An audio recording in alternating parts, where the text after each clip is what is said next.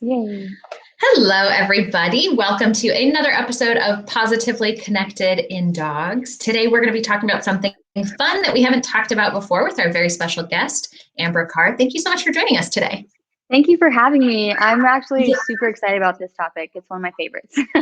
Yeah, it's a good one. And as professional trainers, it's something that we see a lot where people love all their animals, but unfortunately, all the animals are having a hard time living with each other. It's not always the easiest thing when we have different needs and drives, but creating peace and harmony within the household is really important for not only us humans, but also for all the animals so that they can live their best life.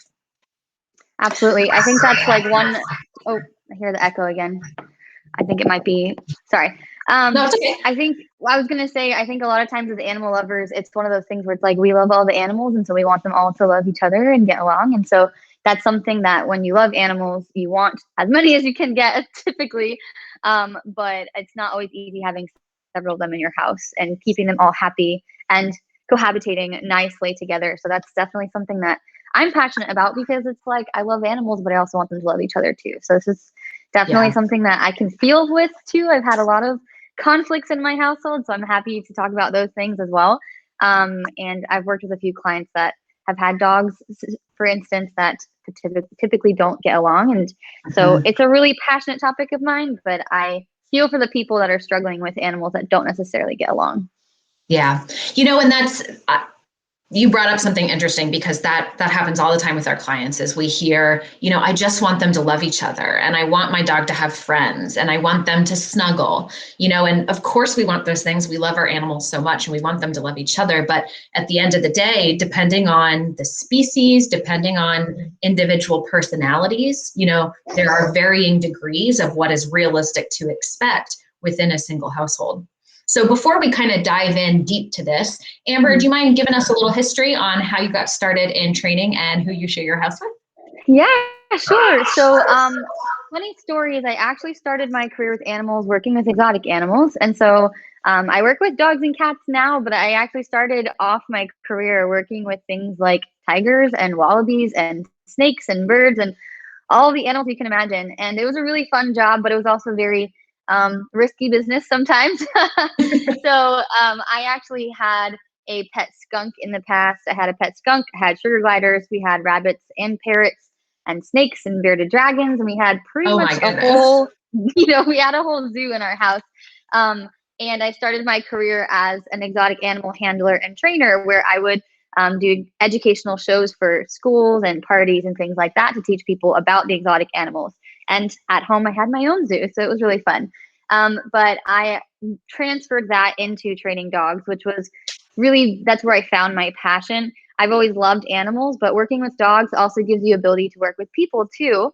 And I just loved being able to see and help develop the relationship between people and dogs rather than just working with an animal.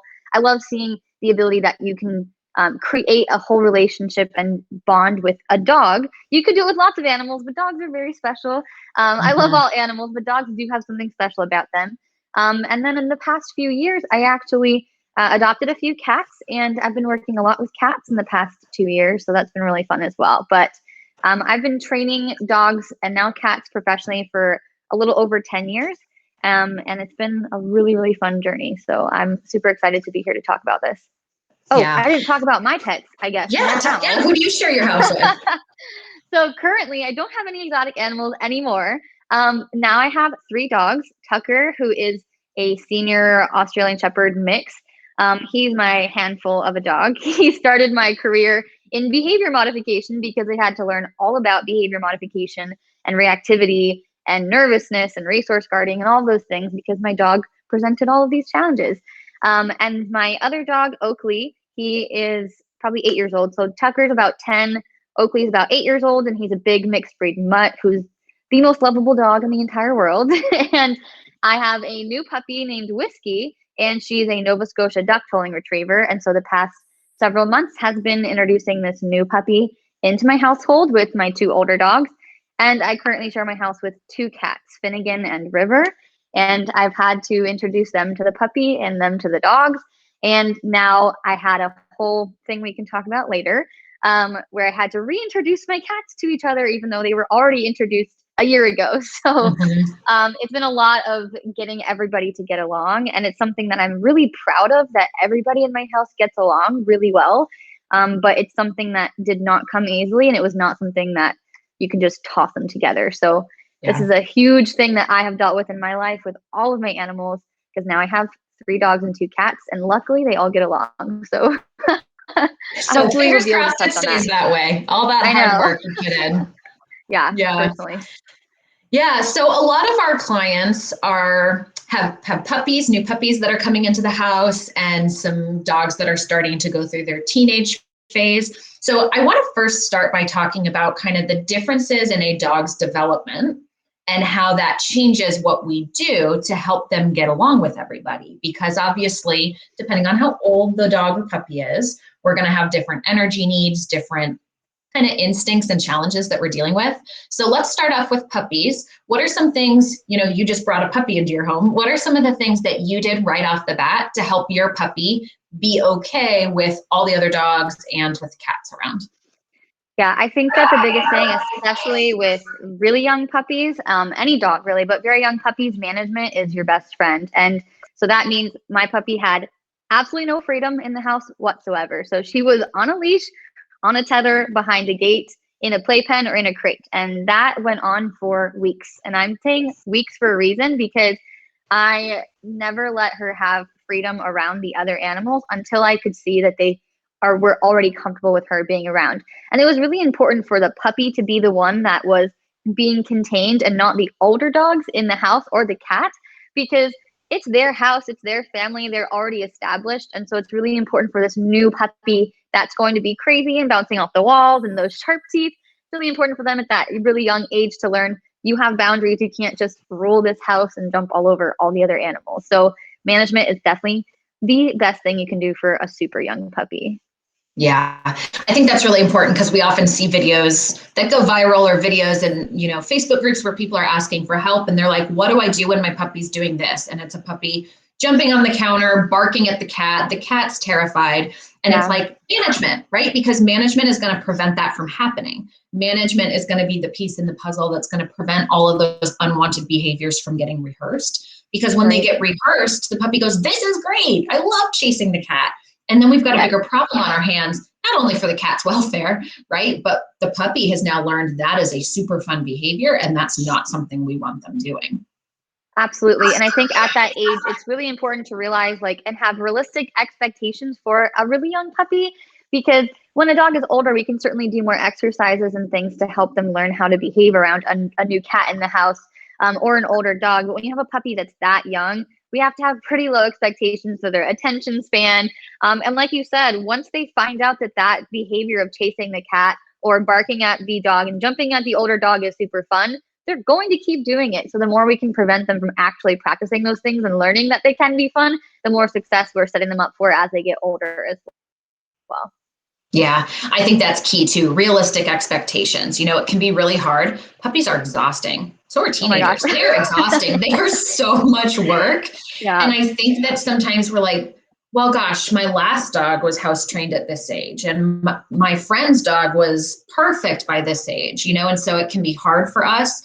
But I think, like you said, just starting off with really low to no expectations and just understanding that this is going to be a process. It's going to take a little bit of time, but consistency is really key, making sure that you are every day doing the same thing. And when the puppy starts to kind of understand the routine, all of those challenges are going to get easier and easier. Yeah. As a One human, thing, you're not going to have to, I'm sorry, as a human, you're not going to have to think about it as much, because it'll get more natural in muscle memory for you.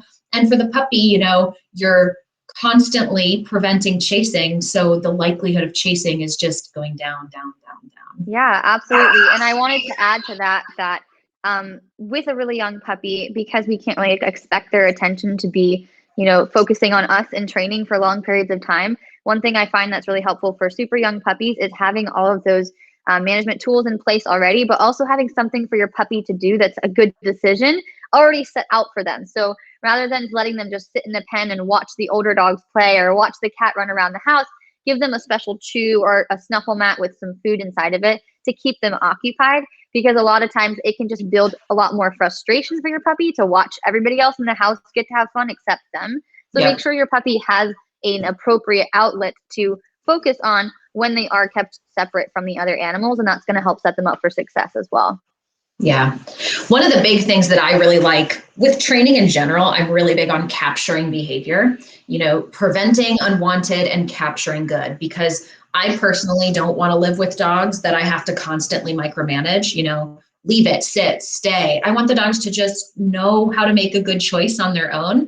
And they learn that through history of reinforcement. The more we reward a behavior, the more likely it is to happen again. So when we're talking about our puppies, that's that foundation, right? The management of prevention and then reinforcement. And obviously, again, short attention spans. But we want to start planting those seeds and reinforcing those good behaviors. And one of them that you mentioned was not allowing that frustration by giving them other activities. What other things can they do while the other animals are moving around?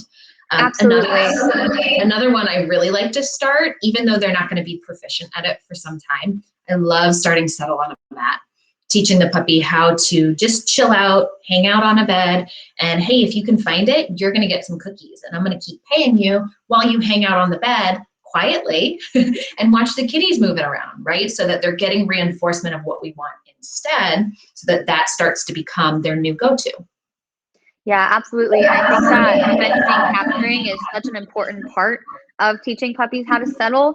Because again, like we can teach them to settle on a mat, but unless we're paying attention to them, they're probably going to do it for maybe 20 seconds and then get bored unless we practice that over time. So using capturing is something that's extremely helpful with puppies. I'll just have like a jar of just a handful of their kibble or a jar of their kibble sitting nearby their playpen. And if I see the puppy make a good decision, like going to lie down on their mat or just watching the cat walk by, I'll always go and reward that to make sure the puppy learns, oh, just sitting here gets me food. Okay, I can just sit here all the time. And of course, making sure they have those other options as well, like something to chew on or something to play with so that they're not just sitting there bored. But capturing when they're doing the thing you like is so important. And doing that, not just when they're baby puppies, but for the rest of their life to really shape them into the dog that you want them to be. Yeah, I think that's huge. I think a lot of times people struggle, when the puppy is being good, we're like, nobody disturb the puppy. The puppy's being quiet, right? Don't wake it up, don't touch it. And then we're missing so many wonderful opportunities to pay them for that good behavior. But then when do we pay attention to the puppy? Well, when the puppy is climbing on the X pen or barking at the cat walking by, and they're like, how do we stop that? But a big piece that they don't necessarily think of right away is that stopping the behavior really means preventing it and teaching something better. Yeah, totally. I love how you mentioned that a lot of times when the puppy is doing nothing, we're like, okay, they're doing nothing, finally. And then when they start acting up, then we get up off the couch and we do something about it. And that's something that in my puppy classes and in my adult dog classes, I tell people from the very first day, every single time that you see your dog doing nothing, I want you to give them a treat. And they're like, what? I'm like, okay, guys, what do you want your dog to do while you're just sitting around the house or while you're just standing there? And they're like, I don't know. I don't want them to do anything. I'm like, exactly. If you want your dog to do literally nothing, you need to reward them for doing literally nothing, such as laying down on the floor, just sitting there watching you. That's what we want to create our dogs. That's what we want to create in our dogs, is learning that doing absolutely nothing is okay. And if we reward them doing nothing, guess what they're going to keep doing? Absolutely nothing, which is great. Yeah. And like right now, I just watched my almost 6-month-old puppy. She's out. I'm setting her up for failure. Don't do that. But she's out loose in the house and she just decided to go lay down in her bed. Ideally, I could go reward her, but I'm not going to do that right now because we're filming. But that's like a really good example of the more that you teach your dog that sitting around, laying around the house while I'm just on the computer gets you rewards or gets you attention and physical affection, then they'll continue to do that because they're getting rewarded for it. So no matter the age of the puppy, if your dog is older, you can certainly teach good behaviors by rewarding absolutely nothing. Yeah. Now, obviously, we don't live in a perfect world. So as much as, even as professional trainers, we're talking about using prevention, using management to prevent those unwanted and reward the good. But guys, we live in reality. Like even for us professional trainers, we are going to have the moment where, shoot, my management fell apart, or I turned away for just 1 second. I wasn't prepared to reward, or the cat wasn't supposed to be there and all of a sudden there they were. So I think it's also important to discuss what we do if there is that oops moment, and hopefully they aren't happening often, and if they are, then we kind of might need to readdress some of our management techniques. But what do we do? Let's say, for example, if we thought the puppy was on a tether, they aren't anymore, and all of a sudden the cat comes into the room. That's a really great question, and it happens to me, happens to everyone, because it's real life, like you said. And I hope to encourage people that, like, no, not my animals are perfect. My situation is not perfect. It's a lot of work still, even though things are pretty good. I think that it's really important that before we get into those situations, we do have a game plan ahead of time, which I'm glad you asked that. So making sure that from a very young age, you teach your puppy something to come back to you, such as a hand touch, or you could even just toss cookies on the floor to get them attention away from wherever it is they're trying to go. Now, obviously, depending on your household, tossing cookies on the floor might not be the best idea. So it really depends on your household. But it is really important to have something in play where you can get your puppy to come back to you so that they're not going after the potentially dangerous situation. So a few examples that I'll use with my puppy is the come touch. I'll say, come touch my hand. I'll just say it quietly so she doesn't come and touch my hand. She doesn't do it. Yeah. And then, like I mentioned earlier, I'll have like little jars of food around my house strategically placed in so that I can grab food if I need to and not have to go all the way back to where I keep all of my dog treats. So I have a jar of kibble right up on a bookshelf that's pretty much in the center of the house, and I can very easily grab that and just toss food on the floor to get her attention away. And that hand touch is a really great option as well. I also like to encourage people to try their best to teach the puppy to chase them, because a lot of the times the puppy is following the cat or the other dog because they're chasing them, and it's really fun. So if you can engage your puppy to come chase you instead, that's a really great option. One thing that I'm sure we can get into a little bit later, but it's also extremely, extremely important if you have cats in your household to make sure that your cats have a safe place to get away from the dog. And teaching your cats how to act when the puppy is out and annoying is also a really important component of having a healthy household. So as soon as I brought my puppy home, I made sure to teach my cats to jump up on something. And we didn't really let them on the counters before the puppy came home. But after the puppy came home, I was like, the counters are fine. If you need to get on the counter to get away from this obnoxious, like, demon shark, you can go on the counter. So I reinforced the cats for jumping up on something when the puppy was on the floor. And so that they could learn, I'm going to call away the puppy for you. I'm going to distract her. But if you are overwhelmed, you can get up on something and I will take care of her. You don't have to. So I know it's a lot of information and a lot of things to practice with your pets, but teaching your animals those things ahead of time before you're in that scenario is going to be really important. Yeah, I think that's great too, because I think a lot of the times, especially for my clients that live in multi-species households, they think about dog training, but they don't think about cat training or bird training, right? But the cool thing is that the same principles that we're using to train our dogs, the clicker, the markers, the reinforcement, shaping, capturing, all of that can be applied to other species. So I love that you brought that up. We need each animal in the household to have the ability to be safe. And we need to create those safe places for them and then teach them how to use them. So giving the cats elevated surfaces so that they can get up on a perch or get up on the counter and they know that's a safe place to be, but also then teaching them how to do that. I think we kind of just expect, we'll train the dog and the cat can just run away. But that's not how we want to do things. We need them to have that safe place, and we need to do some targeting or shaping, luring to get them up on those higher surfaces and pay them for it so that they know what to do in that situation as well. Yeah, one thing I want to mention with that as well is there are a lot of really cool products out there that can really help you out. I've actually got some cat shelves. Whoops, wrong way. Got some cat shelves up on my walls behind me. And this was actually a really great thing to install in my house for my cats so that they had more elevated surfaces where the dogs could not get to them. And it's not even just the puppy, it's just having a place where the cats can go that's just for them. But another thing that I really, really use every day, constantly in my house, are gates, but gates that the cats can fit through that the dogs cannot fit through. And that was intentional because I wanted to make sure that if my cats didn't want to jump up on something, especially since one of my cats currently is not able to jump right now, he had a surgery recently, I wanted to make sure that he had a way, well, he's not walking yet, but he has a way to get away from the animals so that he has his space without needing to jump up, because sometimes it is difficult if the cat is potentially scared to jump up on something. Even though elevated surfaces are extremely important for cats to have, it is important that we have other ways for them to get to a safe spot if they feel overwhelmed. And maybe the dog isn't chasing them, maybe the puppy isn't annoying them. We want to make sure they have the ability to get that separated space, especially with cats in the house. But with older dogs too, I use the gate to separate my senior dog from the puppy when he's had, he's like, I'm tired. I don't want the puppy to get overwhelming for him, but I also don't want him to feel like he needs to tell her to go away. Right. So I'll use the gate whenever I see that he's kind of like, all right, I'm over this now. So I'll use the gate to separate them. So elevated surfaces for cats are great, but gates are going to be your best friend when it comes to multiple animal households. Yeah.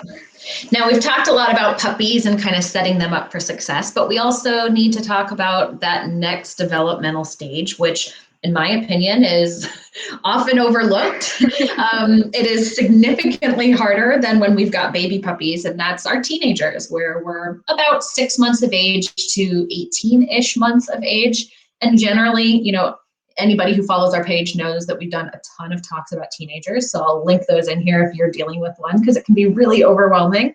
But generally we see an increase in arousal, an increase in frustration, higher activity. The puppy that might have been kind of magnetized to us is now super entranced with the world around them.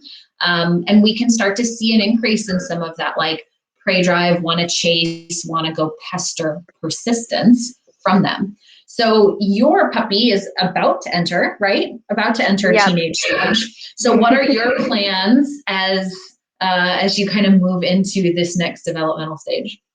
Yeah, that's a great question. Puppies are great. Teenagers are crazy. My puppy's about 6 months old right now. She's almost 6 months. And I think the first thing that's really important is, again, having those foundation skills where your puppy has already been taught how to come over to you, how to de-escalate. Practicing that settle on a mat is crucial before you get to the crazy age. But if you're already there, that's okay. You can still practice it. It's still going to give you lots of benefits. And teaching your dog how to do nothing, again, is so, so important. But those things aren't going to be possible unless we have appropriate outlets for our teenagers to be able to just get the crazy out, focus on something other than all the crazy fun animals to play with in the house. And I think that that's something that's extremely important too, is if you have a multiple pet household, a lot of the time people let their other animals exercise their animals for them. And I'm not a fan of that. I'm not a fan of just letting the dogs tire each other out, because I want to make sure that they are mentally tired, not just physically tired from playing, but also I don't want the other animal to be responsible for having to control the energy, and I guess also control the ability of them over escalating it. So it's my responsibility as the owner to give my puppy or my teenager an outlet, such as playing frisbee outside, not frisbee necessarily, but playing flirt pole outside or playing nose work outside. Not always just going to the dog park to play with other animals. I think it's really important to, at that age, find something or a few things that you can do with your teenager to get them focused mentally on something.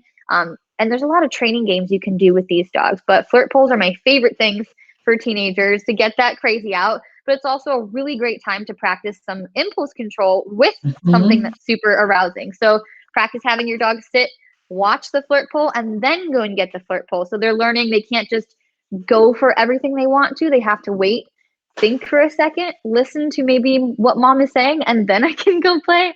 That's going to be extremely helpful for those dogs. And one last thing that I'll say for the teenagers is that a lot of times teenagers give us such a hard time because we start trusting them a little bit more, and then they start regressing and we're like, what happened? I thought you knew this already. But we have to kind of make sure we still have those management tools in place. And we have to have, again, lower expectations, not expecting our teenager to behave as well as our 8-year-old dog who knows how to behave in the house already. So sometimes that might mean going back to using gates or going back to having a tether and making sure you're setting them up for success rather than just always expecting them to know how to behave. But yes, exercise management is still extremely important, and making sure it's not just physical exercise or just playing with other dogs, but it's mental exercise, which would be focusing on actually listening and using their brain a little bit. Yeah, I love that. I'm a huge fan with those teenagers of play with a purpose. Like you mentioned with the flirt pole, it's not just high drive, high anxiety, high arousal, go get the thing as fast as you can until you collapse from exhaustion, right? Because in that circumstance, we are reinforcing high arousal. And if we're living with multi-species, multiple dogs in the house, cats that they might want to chase, we want more opportunities where the dog is thinking, where the dog is slowing down.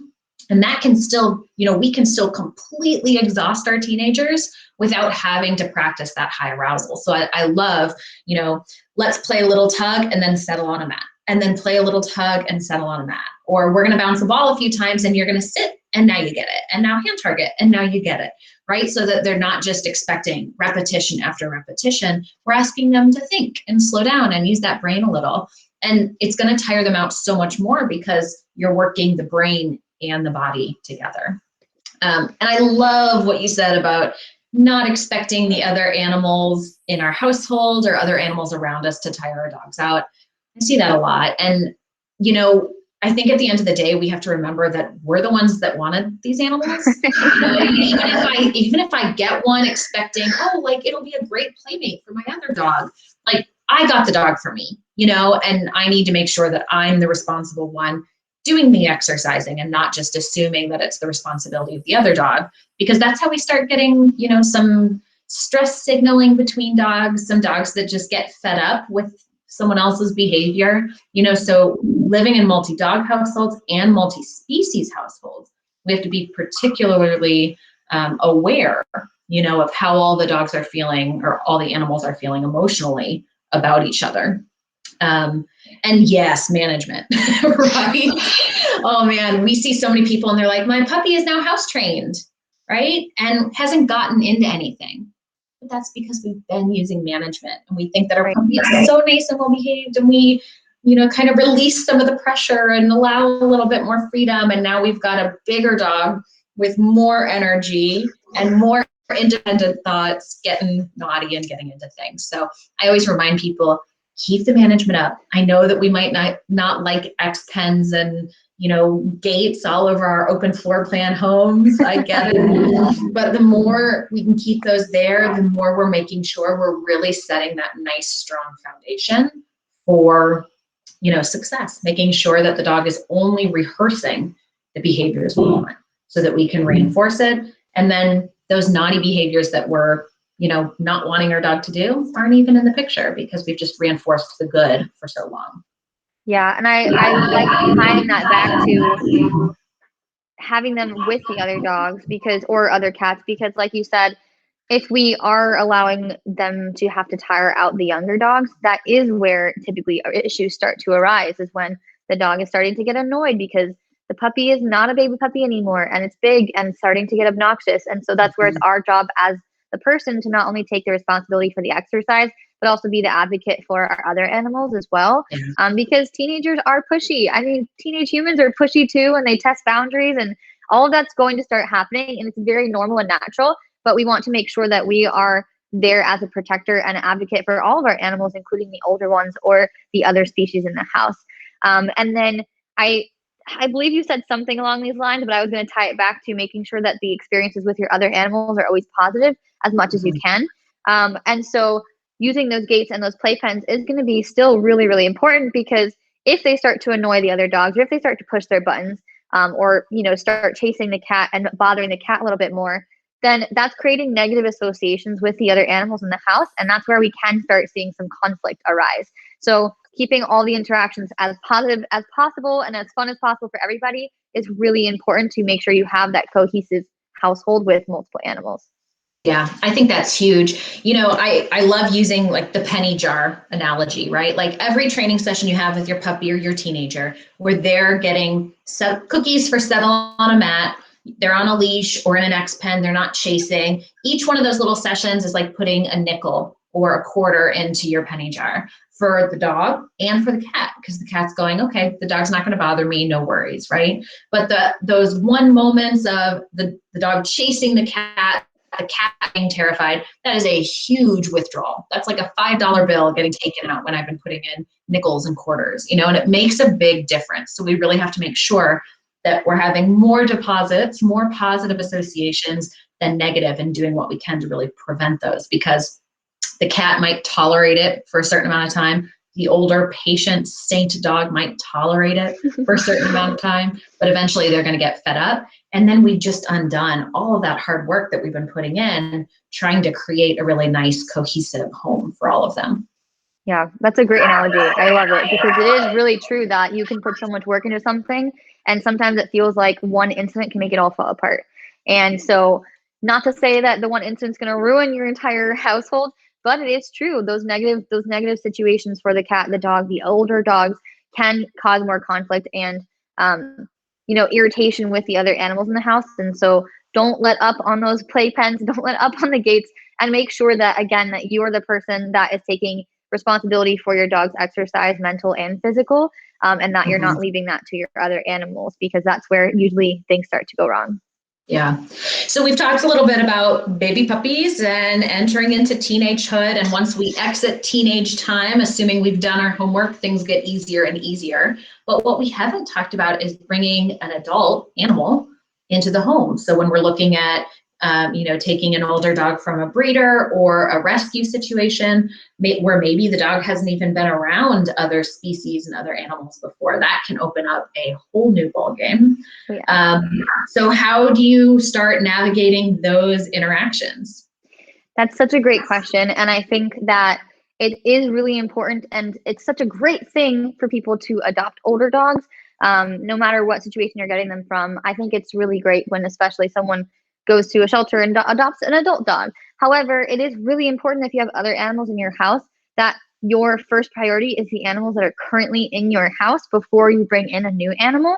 And I remember telling myself this, and I know it's not a great thing to hear, but when I was going to bring my new puppy home, I told myself that if it was going to really stress my older dog out, it wasn't going to happen. Like, I wasn't going to continue with it because it wasn't worth it to stress my animals currently out to bring in another animal. However, when I brought my second dog, Oakley, home, he was about 2 years old, and I already had my 3-4-year-old Aussie mix. And that was something that I really wanted that dog, and I didn't want to have the situation where they didn't get along. So I can feel it for you guys that are like, I'm really attached to this dog, or this is a great scenario for me, but I don't know if this is going to work. I feel you. It can be stressful. However, it's really important, number one, to make sure that you get to know the dog that you're potentially bringing home as best as you can. Talk to either the rescue group, the foster home, the breeder. Make sure that it is an appropriate dog for your house or your cat. And then take your animal out of your house. Do not introduce them in the house. And let's find somewhere neutral to see how they interact with each other. Now, this doesn't necessarily mean letting them loose and playing together. I usually like to start off separately outside the house in a neutral environment, and we'll just walk together. We'll just hang out together and see how they feel about each other. Depending on the animals in your household that you are bringing out, if you have behavior issues with those animals, you might want to consult a trainer to help you out with this process. Don't try it yourself, because a trainer who's trained to see behavior and body language will be able to let you know how they're feeling without having that first experience be a negative one. Because that's what's the most important thing when bringing an adult animal home, is we have to make sure that that first experience is not traumatic. That can really set you up for failure if that first experience is like a whole blow up of like, I don't know who you are. Why are you in my house? So go to a neutral location, potentially have someone like a dog trainer that can come evaluate for you, and let them start to interact slowly in a neutral environment. Now, when you actually have them in your house and you have gotten past that, management is still really important. Do not just let them hang out in the house. That's one of the worst things you can do. We want to make sure that we are planning for the worst, because if we don't plan, then sometimes those things can happen. So planning for the worst, I usually will, again, use gates, make sure that sleeping arrangements are already set up, and then we're working on positive associations together at all times. So that might mean there's a special new game that we play, like with my 2 cats that I just had to reintroduce. We did treat time and training time and play time together, but in the safety separation. So there was a gate, or there was a crate, or there was a fence between them so that they could interact in a fun, positive way, positive associations, but with that safety in play. And then over time, make sure this is over not a day or two, this is over an extended period of time. You start to slowly allow a little bit more interaction with each other.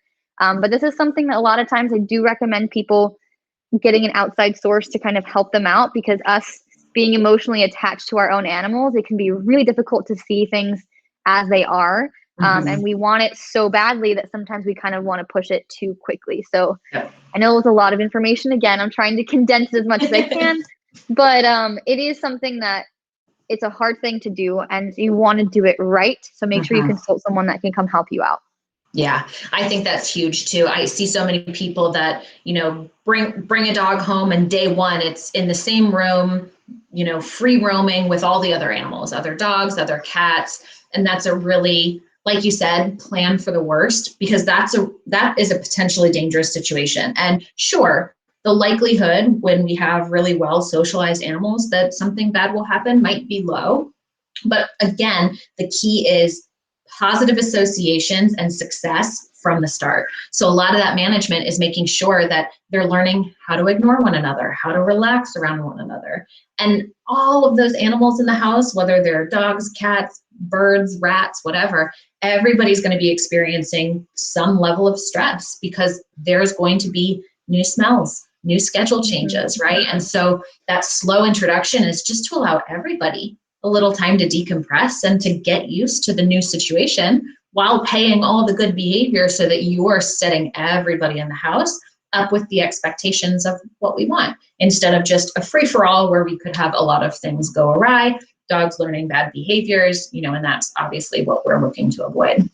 Yeah, absolutely. And something that I like to do when bringing a new animal into my house is I do like to make it a special occasion for everyone. We don't start in the house. Everybody gets to slowly introduce outside. And I did this with my puppy as well. It was very slow outside. I can't just weeks of slowly bringing the puppy in the house. She has to come in the house the first day she's here. But it was a very slow intro of we're outside, we're just hanging out, we're being around each other. And then she brought them a present, which I like to do that a lot of times for my animals, because it does give them something special to focus on. And it is associated with the new animal coming in the house, because when the new animal comes in the house, the new thing also comes into the house. So the dogs either get a special new toy. I know when I brought my puppy home, she brought everybody a puppuccino, which was really fun. And the cats were in on it too. So the puppy came into the house, but when she came in, she's hanging out with me, and everybody got some, puppuccino, which is just like whipped cream. But it was a fun, special treat that everyone started to associate with her being there, because when she came out, all this fun stuff started to happen. And then she went back into her crate, so she wasn't bothering anyone. And so I really love to do that slow intro, but I also like to give them all something special that they enjoy when that animal is around. So they start to see that it's actually a pretty fun thing when this puppy gets to come out. So that's one of my favorite things to do. It's also kind of fun to look what she brought you. She brought you a fun present. Yeah. And that works really well for my cats as well, is the cats having a new toy that they got to play with.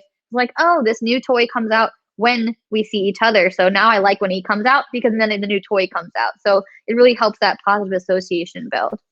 Yeah, it's that positive association, and I almost distraction, because one of the things that can happen is that anything new, everybody's got to check it out. Arousal levels might increase, excitement increases, and then everybody's like, I must have that. What is that, right? And we get staring, we get stiff bodies, we get a lot of excitement, sometimes too much excitement. So it's almost a great tool as well to help them disconnect from one another, so that they're not just glued on one another. They can almost get desensitized a little bit to the dog being around, the new smell, whatever it is, so that excitement and arousal can drop or go to a different, more appropriate outlet, so that when they are interacting with each other, everybody's a little bit. I'm so glad you brought that up, because if you think about it, it's I don't know about your guys' animals, but I know my animals, if I get a new bag of treats, or there's a package in the mail and they know that there's dog stuff in the package, as soon as I'm opening it, literally everyone is like, what's inside the package? And they're all freaking out. I'm excited too. I want to open it too. But if that package is the new animal coming in the house, it's overwhelming for not only that animal, but it is it's way too high energy. They're way too focused. And so giving them something new and special to focus on other than the new animal, that's going to be a great way to kind of everybody gets their own thing to focus on. Yes, there's another dog here, but it's not a big deal, because you have this new fun thing to play with. And that really helps a lot. And I know it's something silly, but it makes a huge difference when you have something for them to pay attention to that's brand new, And they care more about that sometimes than the new animal in the house. Yeah, no, I like that a lot. Just a reminder too, for everybody who is following along, if you guys have questions about your home setup or your multi-species household, we will be answering some questions at the end of this. So feel free to drop those into the comments. So we've talked a lot about different developmental stages, things we should be doing. Talked a little bit about some challenges, but I want to kind of dive into that a little bit more and talk about the non-traditional animals, because there are lots of people who have gerbils and hamsters and rats and reptiles, and that's kind of a completely different ballgame, because unlike a cat that is also usually free roaming in the house with the dog, those can generally be in one area of the house. And sometimes those animals are so small that we don't necessarily want introductions and interactions between dogs that are big and powerful and might have prey drive. So we have to work on that relationship in a little bit of a different way. One thing that I really like to have people do is, put a baby gate up at that doorway, but leave the door open during, structured time together. So that, let's say we've got a room with ferrets or gerbils, the door can be open so they can smell, but there's a baby gate so they can't go in. And we work on things like settle on a mat outside in the hallway, work on maybe a little bit of like the engage disengage game, where we're reinforcing the dog for looking away from the excited little rats or ferrets that are in the opposite room. And we could certainly give the animals that are in the cage something as well, an enrichment activity, something that they can be focused on and eating to also build a positive association with seeing the other dog. What are some other ideas that you have, Amber, on introducing dogs to other pets that might mostly stay in cages or habitats? Yeah, that's such a great question. And like I mentioned in the beginning, I had parrots and sugar gliders and rabbits and a skunk, and had 4 dogs at the time, and we had hamsters. So it was like a whole household with snakes and lizards. And there are some animals that sometimes can trigger our dogs to want to go and get it, because a lot of our dogs were bred to attack small animals. And so it is really important that your first priority is safety, and not making sure that they can interact. And you need to have the expectation that they might not be able to interact, and that's okay. So I'm really glad that you brought up the baby gate and making sure that, they're safe, number one, and letting them smell and see each other through that. And I think that going back to even more management, sometimes utilizing a tether can help you bring out the smaller animal in a safe way, where your dog might be practicing their settle on a mat, or might be chewing on a bone to have that distraction of there's something else more valuable other than the animal that my owner is holding. But yeah, the engage disengage is definitely one of my favorite things to do for dogs, especially when it comes to small animals. And then making sure that we are redirecting any extra attention that they're showing to the small animal.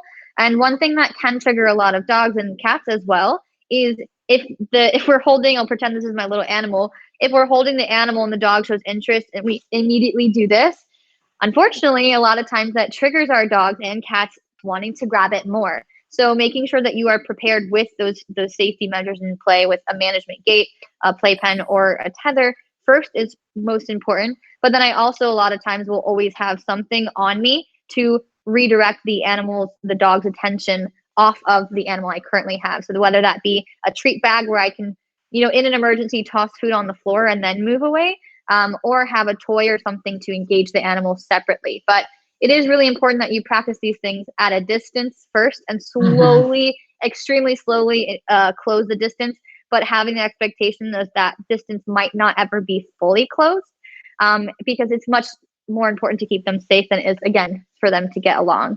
I know it's not like the best thing to hear. People don't always like to hear that, but it is really, really important.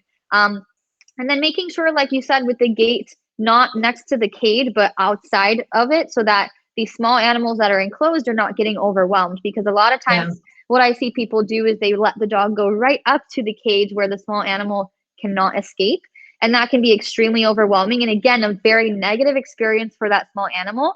And typically what the small animal does is they run away, which again triggers the prey drive in the other animal. So we want to make sure we're doing the best that we can to make the small animal comfortable enough where they don't feel the need to bolt or try to run away, and that the larger animal has something appropriate to do other than pay attention to the small animal. But have the expectation that they won't be best friends is the best thing that you can do for your animals. Yeah.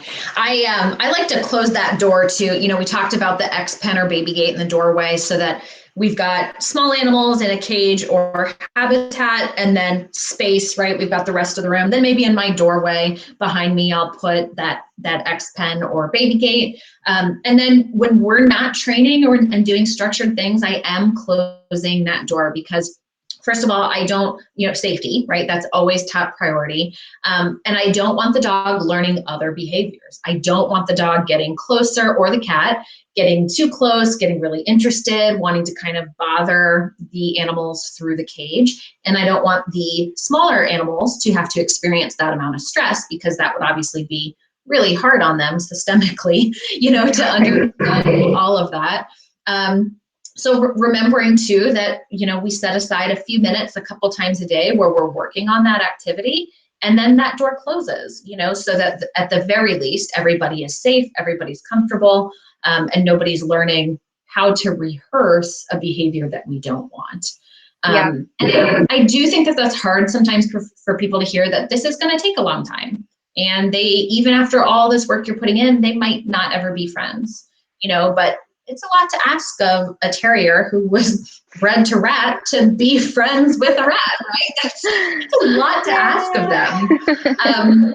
So that safety is going to be really important. And then just really playing all these games slowly. And if you are worried about your dog's response or feel like maybe training isn't going how you thought, please get a qualified professional in the home to help you, somebody with some professional certifications trained using positive reinforcement tools to help you navigate this because it can be tough. There's a lot of different pieces and a lot of different ways that we can work on this problem.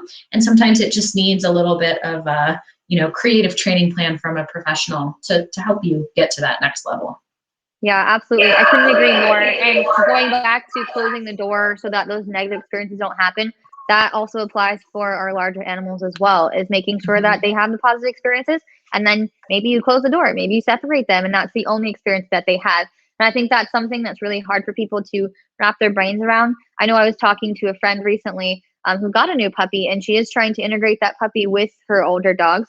And I told her, I said, like even when they are having those good moments, like my senior dog Tucker with my younger dog, the puppy, when they were having really fun moments and playing, I would interrupt the really fun moment and then end it there so that it didn't have a chance to go sour and it was only fun. And then I separated them in the middle of their fun and they're like, what the heck? I was having such a great time. It was amazing. But ending on that really, really high note. So that was the last memory they have of being with the other animal. And that's where we want to end it, especially when it comes to introducing dogs together and cats as well. But with the small animals, that might be ending it when your dog is not paying attention to the animal. And then you're like, awesome, here's a whole bunch of treats. And now I'm putting the animal away. I think a lot of times as people, we can be tempted to push it just one little further step. They're doing so great. Let me see what they do if I do this. And then it goes bad. And then we're like, oh my gosh, what happened? Like, oh, now it's terrible. I went 10 steps backwards. So be patient. It takes a while. End it when it's doing well and like don't push it a little bit further. If you're questioning like, oh, should I see if they do well with this? Don't do it. Just don't do it. It's really hard, but don't do it. Believe me, you will thank me later. Yeah, I love that. Ending when it's good. And I think the other thing that goes along with that is that people go, it's going so well. Maybe we don't need this management. And that's not the right answer either. We want things to go well and we want them to go well for so long where you go, you know what? I can't remember the last time there was anything that was a little off or not right. And we're just keep using the management and keep paying all the correct choices, keep sessions short, so that we're just building up that really strong history of success, telling them what we do want them to do. So I'm going to pop up a question here because it's actually a really great one. And guys, remember, if you're watching, feel free to drop any questions you have in the comments. So we're living with 8 adopted animals, 4 dogs, with the youngest being 3, and 4 cats. How do you manage playtime? I mean, when you teach the dogs boundary games, impulse control, etc., should I keep only one of the dogs separate in each session, or can I train them in the same session? So let's break that up because that's kind of 2 questions. So first of all, how do you manage playtime in a multi-species and multi-dog household? That's such a good question. I mean, I have the worst answer for you. It depends. It depends. The answer to all of your questions is it depends. And the only reason why I say it depends is because it depends on the animal's personality and depends on the stages that they're at with each other. If you were just dealing with one dog and one cat, or two dogs themselves, it's very different. I personally have 3 dogs and 2 cats. One of the cats does not want to play with the other dogs. One of the cats loves to play with the dogs. One of my dogs is older and he likes to play, but his play is really intense and then he gets annoyed and he gets over it. One of my dogs is super passive and he'll just sit there when everything's going on, and then one's a puppy. So I manage them all very differently. But I think it's important to know your animal's personality. So when it comes to how to manage play, know what your dogs or your cats enjoy and focus on that. If they enjoy playing with a teaser toy, if you have 3 cats who enjoy playing with a teaser toy, and they do it fine together, but the fourth one's the one that gets a little iffy, maybe take one of those cats that loves it and works on just one cat with the cat who's a little bit iffy about it. Don't try to do all 3 cats and one who doesn't enjoy it. Same thing with the dogs. If you have 3 dogs who are totally fine with the cats or 2 dogs that are great with the cats and then 2 that are not, I would separate the ones that are separate and need a little bit of, supervision. Take one at a time with one more. Don't do all 4 dogs and all 4 cats, because that's going to be impossible to manage. And then depending on how much you see how your animals get along, I know with my household, one of my cats, because he's had surgeries, has not been around my puppy much at all. And so if I were to have him out with the other animals, I would make sure that I was focusing mostly on keeping him happy and safe, because he's the one that doesn't appreciate the attention as much. So my priority would be, everybody can do their own thing, but I'm going to focus on playing with him or treating him, because he's the one who needs that positive experience. So I know that wasn't exactly answering the question, because it's a really, no, I think that was great. There's so many situations, but I think focusing on the animal who needs it. And maybe that means doing 1 to 2 animals at a time if you need to. Yeah, I think that was a perfect answer. I think the only thing I would add to that would be to remember that oftentimes when we're living in multi-dog or multi-species households, I think it can be easy to group all the animals together and want to take care of all the things at the same time. Everybody eats at the same time, everybody plays at the same time. But remember that each animal might enjoy some things together, but they might also need a little bit of individualized attention, either with training or play. And remember that usually for dogs, it is easier for them to bond to each other than it is us. So I always like to emphasize that even if we've got a lot going on, try to find a time a week where you can pull each individual dog out solo and do some work to make sure that they're still bonding with you, that you still can kind of connect with them training wise, make sure you're reinforcing what you want, and then just to give them a little bit of that individualized attention that they want. I'm so glad you mentioned that. I think like even if your individual time is just 5 minutes with each animal, it doesn't have to be 5 minutes with each animal every day. Sometimes it could be, today I'm going to spend some time with one of my dogs and tomorrow I'm going to spend some time with the other dog. So making sure you do have that special time with the animal, even if it's for short periods of time. And I like to do that with my cats as well, because cats a lot of times do get very clingy with each other and they can like be okay without people. And so I do, even if it's just 5 minutes of like, here's a treat, here's some playtime, just me and you. It's really important for me and my animals, but I might not do that every single day, because when you have a house full of animals, sometimes you can't manage it every day. But I think that you like nailed exactly the one thing that I may have, like, that was important. So I'm glad you said it. So the second piece to this question is involving training. When we decide to train solo versus training them all together. The one thing that comes to mind for me is like that obviously it's going to depend quite a bit on the dog's age. Because younger dogs aren't going to know skills quite as well. So they're probably going to need a lot more one-on-one time, where I'm training impulse control, working on boundary games where it's just that one dog. So puppies and teenagers, I'm doing a lot of that with. Before I start integrating multiple dogs or, a dog and a cat into the same training session, I need to make sure that whatever my criteria is, whatever I'm asking of the animal, that they know it. So if I'm working on, let's say we're doing some boundary games, we've got some birds or, ferrets in a cage over here. I've got my X pen keeping the dogs away, and I've got 2 dogs on the same side with me, and I'm working on settle on a mat and ignoring the critters.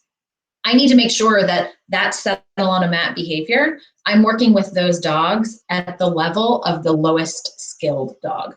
And that can be tough when we start bringing multiple dogs into the picture. But if one of my dogs really struggles with impulse control, I'm practicing the game at that really easy level for both dogs, even if one of the dogs is more advanced, making sure that those group sessions are catered to the dog that's going to struggle a little bit more, and the other one's just getting some reinforcement, at a level that might be a little bit easier for them. But when we bring them together, that's going to increase the difficulty for us as a human, and it's going to increase the difficulty of the dog. Yeah, I think that was absolutely perfect. Absolutely. If I'm working with dogs, I'm always going to work with the youngest or the one that's less trained the most. And so it is sometimes like my older dogs don't get as much training time as my puppy, and it's okay because my puppy needs it a lot more. When I am introducing a group of animals, I will specifically try to pick for the puppy. I will be training the puppy. If I want to train the puppy with another animal, I will pick my most advanced animal, so that my animal who is more advanced than any of the other animals can kind of help the puppy along a little bit, because you are training at the lowest level for the puppy. But if the other dog is potentially, enticing them to play or distracting them, that can kind of ruin your training session. So I'll always try to pick my least experienced dog and my most experienced dog first together, and then slowly start introducing the ones that aren't as good, so that the puppy can learn, oh, okay, this is what we're doing. I'm going to copy what this older dog is doing because he's getting treats for it too. But again, keeping expectations at the level of the easiest level when you are bringing other animals into play, especially when you're introducing a new species. So if my puppy does amazing sit down stays with my group of dogs, but then the cat is there, I'm going to go way back to level 1, even though she did great with the dogs. Doing it with the cats is a whole nother story because it's a different species and it increases the excitement level. So keeping expectations low and making sure you're rewarding, micro efforts towards the right behavior is really important. Yeah. And then always being okay with going, okay, this isn't working out. I need to stop this and reevaluate what I'm doing. And that can be hard sometimes in the moment when we're like, I really wanted to do this thing. I wanted to train this thing, getting us to kind of identify something's not going right here. We're getting a lot of mistakes. I'm not able to reinforce like I wanted. I'm seeing a lot of frustration, right? I'm seeing more of what I don't want than what I do. And that's kind of always a cue to me. I need to take a time out so that the dogs aren't being punished or learning something inappropriate. And then I can reevaluate, how can I do better? What do I think was going wrong there? And how can I set the dogs up so that they're more successful the next time? Yeah, absolutely. And I think that when you're going to go train multiple animals, your first session, to be honest, should just be practicing rewarding each of the animals separately, because a lot of times what you'll find is you'll try to train them and then you go to reward one animal and all of them are like, oh, it's my reward. So sometimes your training session might just be repetitions of, now it's my puppy's turn, now it's the cat's turn, now it's the dog's turn, just to get a treat, not having any expectations of behavior, and practicing how they get the rewards sometimes is really important too. Yeah, I think that's huge. So we've got another question here from Steven. It's a long one, so I'm going to pop it up, but I don't think it'll show up fully. I have a 5-month puppy and an 8-year-old cat who never lived with any other pets until the puppy. We have a lot of space in the house and we keep them separated largely with closed doors. However, when they are together, the puppy wants to bark and chase the cat. The cat will stand off and hiss at the puppy's response. She seems territorial and will swat at the closed door when the puppy's behind it. We've tried positive reinforcement with play and treats, but can't seem to get off the ground with that approach. Things go off the rails immediately. Any advice? It's a lot. Yep. So one thing I'd say, Stephen, is if you haven't already, if you weren't able to watch the whole thing, if you tuned in a little bit later, then I'd recommend going back and watching the portion, because we actually did a whole section here on puppies. So I'll preface it with that. And then Amber, you want to dive into that? Yeah, I'm glad you said that. A lot of what we talked about earlier is going to help you out a lot, Stephen, with all the things that you just mentioned. And I think it's important to realize that your cat has already had a negative and quite a few negative experiences with your puppy. And so I would not say that your cat is being territorial. Hissing is a sign of your cat being afraid. And so we want to make sure we acknowledge that our cat is acting that way because they are afraid of the puppy, not because they are bullying the puppy, but because they don't feel safe. So your first priority is going to be making sure that your current resident cat feels safe with providing those areas where your cat is away from your puppy, maybe installing some shelves for your cat, places up high that your cat can be, and making sure that the puppy has a bit more management put into play so that the cat does feel comfortable. And this might mean that when the puppy is sleeping, that's when you bring out the treats and try to get your cat to feel more comfortable around the puppy, not when the puppy is active. So I would make sure, go back and listen to this whole video. I know it's a really, there's a lot of things at play here. And I am going to be working on a video on YouTube that you can watch. It should be coming out soon for tips on this. But because you've already had those negative experiences, you're going to have to backtrack quite a bit and try to just get your cat to have positive experiences around the puppy, maybe when it's sleeping. And then working on the puppy having those management skills in place and not allowing the puppy to get to the point where it can bark and chase the cat is going to be your number one priority right now. Yep, I think that's great. I think that's a great answer. I think that adding in some maybe stable X pens too, that the puppy could spend some time in the living room where the cat can free roam will be helpful. Stephen, if you have an extra hand in the house, maybe a significant other or a friend that can help, one person could pay the puppy for quiet behavior in the X pen, or you could give the puppy a snuffle mat or a licky mat, something really high value to keep the puppy busy, and then just pay the cat, far away from the puppy, but where they can see each other, so that the cat learns what those high elevated spaces are, where the cat can be safe. Kind of starting to boost the cat's ability to be out and about, but really making sure that you've got a lot of management in play so that the puppy is no longer able to rehearse the chasing. And then ideally an activity or a helper that can pay the puppy so that we're not getting any barking too, because barking can be quite scary too. Yeah, I'm glad you mentioned that because it does seem like from the comment that the puppy is maybe having most of the house and the cat is closed behind a door.